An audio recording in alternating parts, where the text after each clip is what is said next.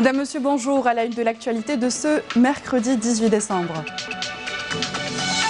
Le monde politique continue d'adresser ses félicitations au président élu Abdelmadjid Tebboune. Le chef d'État élu a reçu des appels et messages de plusieurs dirigeants étrangers.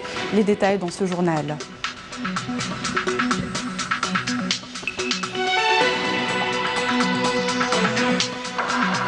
Depuis Tunis, le ministre de la Culture par intérim, Hassan Rabhi, a appelé à accorder à la culture sa véritable place dans les politiques de développement. Rabhi s'est exprimé en marge de sa participation au 11e congrès des ministres de la Culture internationale en France. La mobilisation contre la réforme des retraites se poursuit. 600 000 manifestants étaient mobilisés hier dans toute la France. Bienvenue à tous. Le président de la République élu Abdelmadjid Tebboune a reçu hier un appel téléphonique du président français Emmanuel Macron qui lui a adressé ses chaleureuses félicitations pour la confiance que lui a accordée le peuple algérien lors de l'échéance électorale du 12 décembre. Lors de l'entretien téléphonique, les deux présidents ont passé en revue les différents aspects des relations bilatérales entre les deux pays et nombre de questions internationales et régionales d'intérêt commun, convenant de l'importance de prendre les mesures nécessaires dans la relance des mécanismes bilatéraux idoines pour le renforcement de la concentration politique entre les deux parties. D'autres chefs d'État souverains et chefs de partis politiques ont également félicité le président élu suite à sa victoire à l'élection présidentielle, dont le souverain du royaume hachémite de Jordanie, Abdallah II Ibn al-Hussein, ainsi que le vice-premier ministre du sultanat d'Oman, Fahd bin Mahmoud al-Saïd, le président de la République d'Ouzbékistan, Shavkat Mirziyoyev, et le directeur général de l'Organisation islamique pour l'éducation, les sciences et la culture, Salim Mohamed El-Malik, ont adressé également leurs félicitations à Abdelmadjid Tebboune pour sa brillante victoire à cette élection. Depuis Tunis, le ministre de la Culture par intérim, Hassan Rabhi, a appelé à accorder à la culture sa véritable place dans les politiques de développement. Rabhi s'exprime en marge de sa participation au 11e congrès des ministres de la Culture qui se tient à Tunis à l'initiative de l'Organisation islamique pour l'éducation, les sciences et la culture. Je vous propose de l'écouter.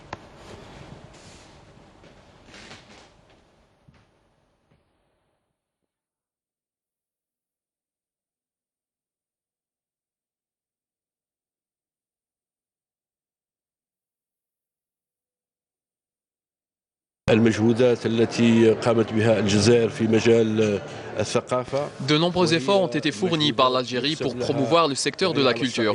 L'État a toujours accordé beaucoup d'importance à la culture qui est un droit. Des efforts ont été fournis pour lier ce secteur aux technologies nouvelles, notamment en ce qui concerne la numérisation. À l'instar de beaucoup de pays musulmans, l'Algérie valorise ce secteur et lui accorde une place considérable.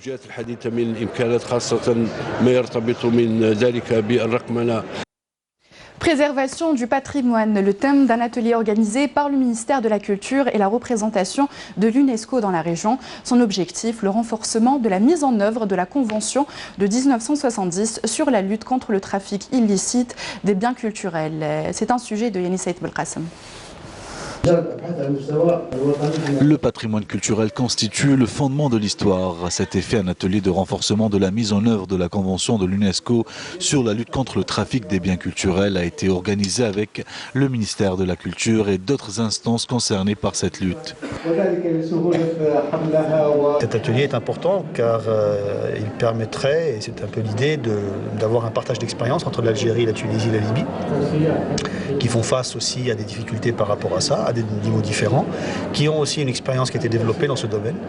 Et d'ailleurs, nous le voyons déjà à ce stade de l'atelier, qu'il y a déjà des échanges et des possibilités de coopération et de partage de bonnes pratiques, que ce soit sur le point de vue, du point de vue juridique ou sur la question aussi de la coordination entre les services de sécurité, les douanes, les responsables du patrimoine.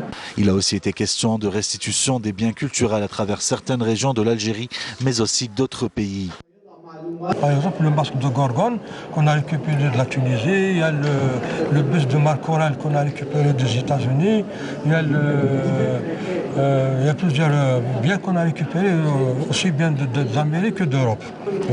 Il y a aussi des institutions qui se font au niveau local, au niveau national, et ça par l'intensification des actions de lutte, de contrôle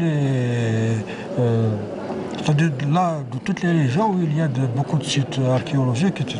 Voilà donc un acquis en faveur de la préservation des richesses du patrimoine national. Au siège de la télévision algérienne, une convention a été signée ce matin entre la Caisse nationale mutuelle agricole et l'entreprise publique de télévision. L'accord porte sur la réalisation d'émissions spécialisées dans le domaine de l'agriculture ainsi que d'un bulletin météo quotidien d'information sur l'état des terres agricoles. Cette convention entrera en vigueur dès l'entame de l'année 2020. On écoute les déclarations du directeur général de l'EPTV, Hassan Rabhi.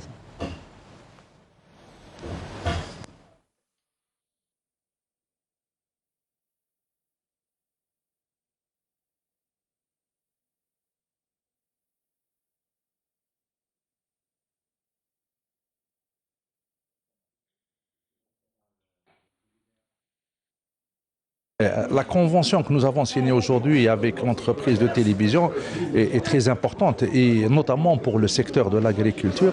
Et le premier bénéficiaire, bien sûr, sera l'agriculteur. L'assurance devient maintenant un enjeu primordial et crucial dans le développement d'une politique agricole et reste un outil indispensable pour sécuriser le revenu et aussi accroître l'investissement. On se réjouit aujourd'hui de la signature de cette convention entre la télévision algérienne et la Caisse nationale de la mutualité agricole. Au-delà de la portée commerciale de cette convention, il faut tenir compte de sa portée d'intérêt national et général. Parce que cette convention et ce qu'elle stipule va permettre d'accompagner les efforts de l'État algérien en matière de développement d'agriculture. On va commencer par une météo spécifique à l'agriculture. Et aussi, cette convention, grâce à cette convention, il y aura des émissions à la télévision algérienne consacrées, dans les 5 chaînes de télévision algérienne, je précise, consacrées à l'agriculture et au monde rural en général et même la pêche aussi. Donc c'était bien Monsieur Selim Rebahi, directeur général de l'EPTV. Titularisation de plusieurs milliers de jeunes recrutés dans le cadre du DAIP, dispositif d'aide à l'insertion professionnelle dans la wilaya de Bodj Barelidj. Des jeunes régularisés dans des postes de travail en adéquation avec leur diplôme et spécialité en fonction des besoins exprimés par les différents services et administrations de la wilaya de Bodj Barelidj. Karim Haïfa. Plus de 7000 jeunes sont concernés par la régularisation de leur situation professionnelle dans la wilaya de Bodj Barelidj, des jeunes qui ont intégré le dispositif d'aide à l'insertion professionnelle et sociale des diplômés. Le dispositif qui revêt une grande importance pour cette wilaya car ayant des impacts sociaux et économiques indéniables, il a pour objectif de déterminer les modalités et les conditions d'intégration des diplômés bénéficiaires de contrats de pré-emploi depuis 2008 jusqu'à aujourd'hui. On remercie le Premier ministre qui a vraiment pris une décision des plus courageuses, car on commençait à perdre espoir. Cela fait un peu plus de 8 ans que j'attendais cette régularisation de ma situation professionnelle. Maintenant, c'est fait. J'espère que d'autres jeunes seront touchés par cette titularisation, comme je l'ai été aujourd'hui. Ce premier quota de bénéficiaires concerne le diplômé universitaire ayant une expérience professionnelle de plus de 8 ans. Je voudrais adresser un message à ces jeunes. Ne perdez pas espoir en votre pays, en ses cadres et en ses responsables locaux. Restez conscients, vigilants et ne laissez personne vous tromper, vous mentir, vous manipuler ou encore vous exploiter. L'État n'oublie pas ses enfants. D'ailleurs, il y aura un deuxième quota pour le mois de janvier avec 7092 jeunes qui seront touchés par cette titularisation professionnelle. Bodj Barelidj compte parmi les premières wilayas du pays à appliquer la mesure gouvernementale qui touchera plus de 450 000 jeunes diplômés. Une opération d'intégration qui se fera par étapes selon l'ancienneté dans le dispositif et qui s'étalera jusqu'en 2021. Direction El Oued, où les agriculteurs de la région de Benguecha voient leurs terres raccordées au réseau électrique. Les exploitations pourront désormais être mieux irriguées et leur rendement amélioré. Une opération attendue depuis de longues années. Camilla Millal. Un grand soulagement pour ces agriculteurs du village de Douilet dans la commune de Benguecha à El Oued. Leurs terres ont été enfin raccordées au réseau électrique, ce qui leur permettra de mieux irriguer leurs parcelles agricoles et oasis et de fourrer ainsi de nouveaux puits. Nous avons tant attendu ce moment. Aujourd'hui, nous sommes très contents et nous remercions à cette occasion les autorités locales qui ont répondu à nos attentes.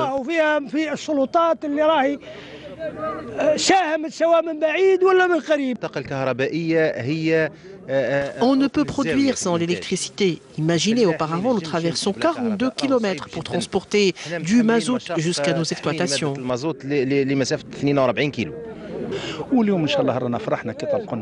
C'est encourageant pour les agriculteurs puisque cela permettra d'irriguer nos terres et augmenter par là même notre production. Des perspectives prometteuses s'offrent aux agriculteurs de la région de Benguecha et ce grâce au soutien et à l'aide apportée par les pouvoirs publics au secteur de l'agriculture. La région de Benguecha est connue pour la production céréalière. Aujourd'hui, l'opération de raccordement de ces terres en réseau d'électricité permettra l'extension des parcelles agricoles à 100 000 hectares. Et il reste 27 000 hectares qui ne sont pas encore raccordés par l'électricité.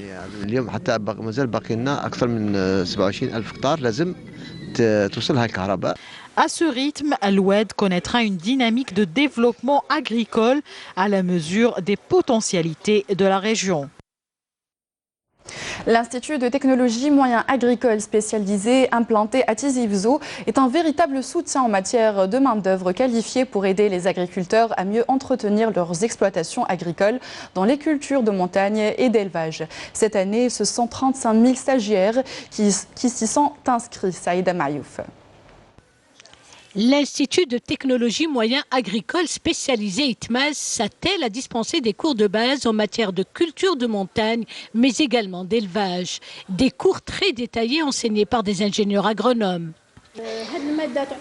Pour ma part, il s'agit là d'une matière secondaire, mais qui demeure très essentielle dans l'enseignement des cultures de montagne et d'élevage. Moi, j'ai choisi l'agronomie, car c'est un monde qui me passionne et mon rêve est de gérer plus tard un domaine agricole. L'ITMAS ouvre également ses portes aux agriculteurs ayant bénéficié de formations spécialisées. Un moyen sûr à même de promouvoir le secteur agricole. Donc on doit offrir les moyens. Donc c'est à travers des formations et la formation à Répondant au programme du ministère valorisant la ressource humaine et le soutien technique, l'Institut a enregistré l'inscription de 35 000 stagiaires, dont 20 000 agriculteurs et plus de 6 000 nouveaux investisseurs et porteurs de projets.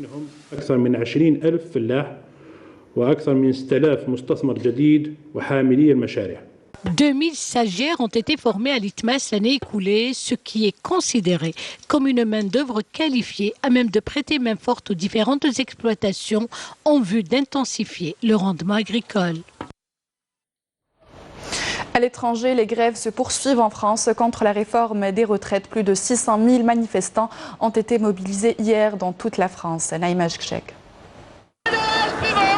Au lendemain de manifestations ayant regroupé hier dans toute la France des centaines de milliers de personnes qui ont marché contre le projet de réforme des retraites, 615 000 selon les autorités, 1 800 000 selon le syndicat CGT, et à 3 jours de vacances de Noël, le Premier ministre Édouard Philippe doit recevoir à nouveau cet après-midi les syndicats pour tenter de trouver une porte de sortie à la crise, sous la menace de nouveaux blocages dans les transports pendant les fêtes. Les transports qui demeurent toujours en grève encore ce matin avec des bouchons qui s'accumulent sur les routes. Pourtant, le Premier ministre a réitéré hier son intransigeance quant à mener à bout la réforme des retraites, une intransigeance affichée dans un contexte de démission de son secrétaire d'État à la retraite, remplacé hier soir par un député macroniste. Les opposants à la réforme se disent, eux, toujours aussi décidé à faire plier le gouvernement. Dans la soirée d'hier, ils ont décidé de poursuivre leur mouvement, refusant toute trêve de Noël souhaitée par le gouvernement. Les détracteurs du projet comptent sur la relative impopularité du président Macron, disent les observateurs, pour sortir victorieux du conflit dans un contexte très tendu depuis la mobilisation depuis plus d'un an du mouvement social des Gilets jaunes, mais aussi dans le contexte des mécontentements exacerbés dans les hôpitaux parmi les étudiants, les policiers et les agriculteurs.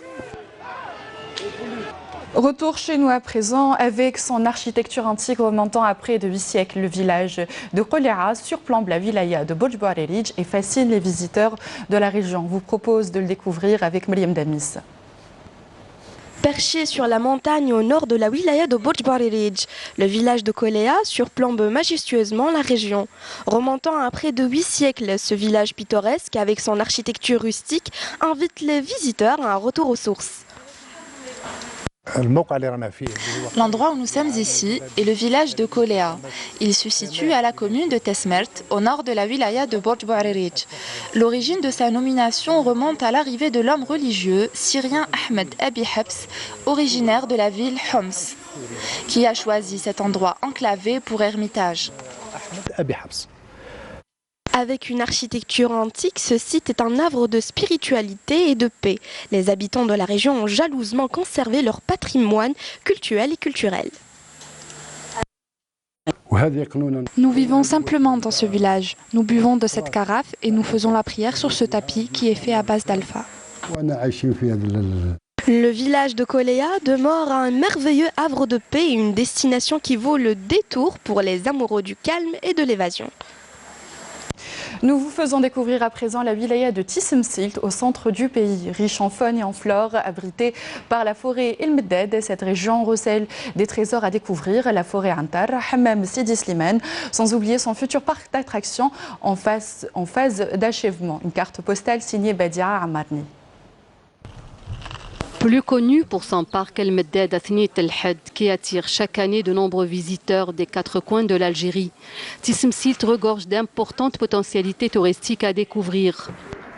Le secteur fait plusieurs efforts en matière de promotion du tourisme et l'écotourisme par la promotion des sites écotouristiques tels le parc national de Thnit El Had, la forêt d'Ayantar, les sites forestiers de Sidi Slimane et en plus les sites limitrophes des barrages comme le barrage de Bogara, le barrage de Koudiet Rasfa et la retenue collinaire de Sidi Abdoun à Sidi Bouchent. Ain Antar est aussi une très belle forêt qui invite au repos, au dépaysement. Cet espace suscite la curiosité par ses deux grands arbres millénaires appelés Sultan et Sultana, ou le roi et la reine. Le parc de Ain Antar est niché sous les monts de Ouersnis, comme vous voyez. Il s'étale sur 500 hectares. Il s'étale aussi sur 3 communes, Bourj Ben Amal, Zaria et Bouqaïd. La caractéristique de ce parc est qu'il existe deux chênes millénaires, deux cèdres millénaires. On a ici Sultan et Sultana, et aussi on a le chêne et le liège comme arbre. La destination touristique de ce parc est, comme on voit ici, c'est le terrain de camping. Les bâtisses légères, des chalets en bois et des tentes. Le circuit écotour, c'est un itinéraire naturel, riche d'une grande de paysages et de sites somptueux. يجوا ليها السياح بزاف منطقة يريح فيها الإنسان مورالمو فيزيكمو وكيما نقولوا حنايا كامل الناس اللي يجي ليها أول مرة يعاود يرجع الزوجة وثالثة تجبد الزوار بزاف. Très riche en forêts et réserves naturelles, Tissemsilt propose d'autres produits touristiques. Le thermalisme, avec son hammam traditionnel Sidi Slimane, le tourisme religieux avec sa zawiya Sidi Ali El-Hadj, le tourisme de loisirs avec son futur grand parc d'attractions Paradis Rêve, réalisé aux abords du barrage Bougara, et le tourisme historique avec son centre de torture, témoin des affres du colonialisme. Tissemsilt, c'est aussi son artisanat jalousement gardé par ses artisans et artisanes. Le nombre d'artisans recensés au niveau de la wilaya de Tissemsilt de 1998 au 30 septembre 2019 a atteint 3147, dont 1997 sont actifs. Pas moins de 4547 postes d'emploi ont été créés dans ce secteur d'activité. Visiter Tissemsilt, c'est prendre un grand bol d'air en se promenant dans ces belles forêts, mais découvrir aussi notre belle et grande Algérie. On vous emmène à présent dans une autre région. Les massifs forestiers de l'Aurès oriental enferment une riche biodiversité floristique. Pourtant, les monts de Chalia et Ouled Yacoub n'ont pas été érigés en tant que réserve de biosphère. Le professeur en écologie Yassine Barami, sous une tempête de neige, nous apporte des éclairages sur la portée écologique de ces massifs aurassiens. Reportage de Rahim Abdelaziz. Le mauvais temps se manifeste à travers les couleurs du ciel. Il naît sur les Aurès.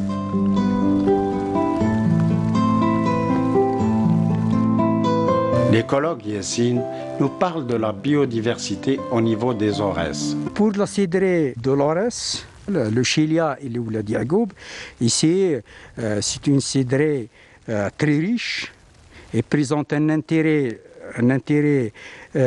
patrimonial certain.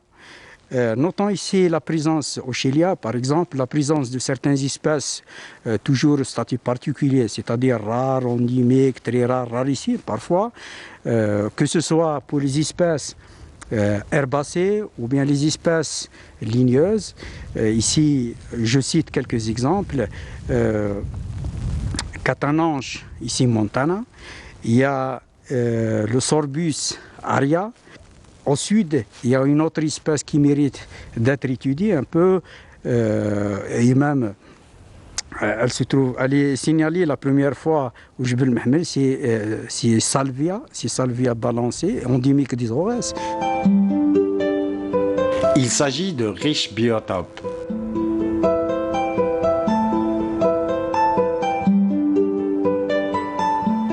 Le genévrier turifère, on le rencontre justement dans la forêt de Skak, dans le Jebel Mahmel, à Tkout, au Chalia, et dans la région de Tafrent, ici un peu le sud de Bouhmama, le sud-ouest de Bouhmama.